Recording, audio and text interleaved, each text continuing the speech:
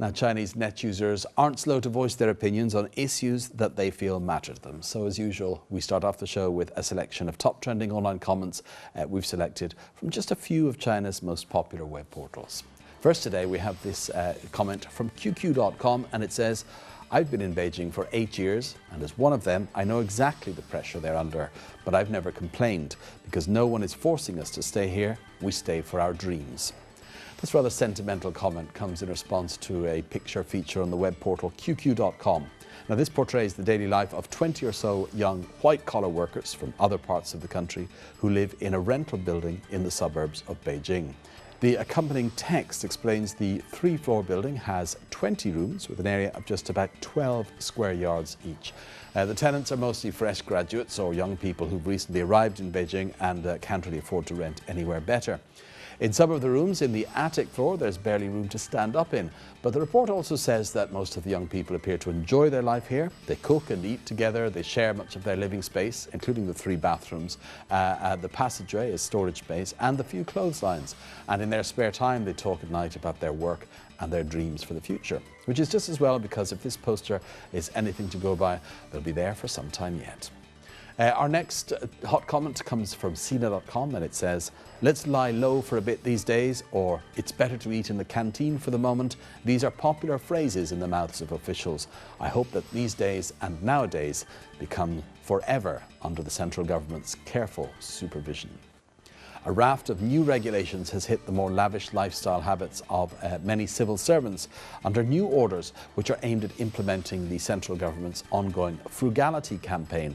And there have been some tangible results, it would appear. According to the Ministry of Commerce, upscale restaurants in Beijing and Shanghai saw revenues fall by 35% and 20% respectively year on year in January. But it seems that for some government employees at least, 2 months of abstemious behaviour is about long enough. According to a report in the People's Daily, one particular street in the city of Harbin in northeastern China, which is notorious for lavish restaurants targeting officials, did see a steep decline in sales in January and February.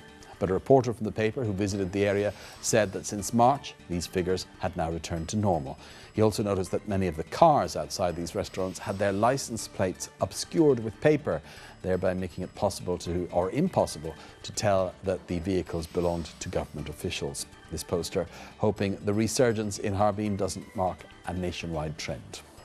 And now our most popular comment of the day today comes from 163.com, and it reads, "What defines a great police detective in China is not how carefully they investigate a case, but how quickly they close a case." Well, this sarcastic comment concerns a miscarriage of justice that saw 2 innocent men spend 10 years in jail due to what could, at best, be described as criminal negligence by police detectives.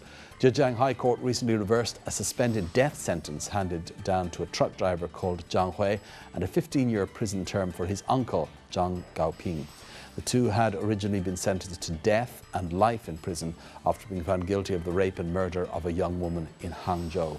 This was despite the fact that DNA material found on the victim's body was proven to belong to neither man, and that videotape at a toll gate showed they were not at the crime scene. It was recently discovered that the DNA matched that of a man executed for murder and theft back in 2005.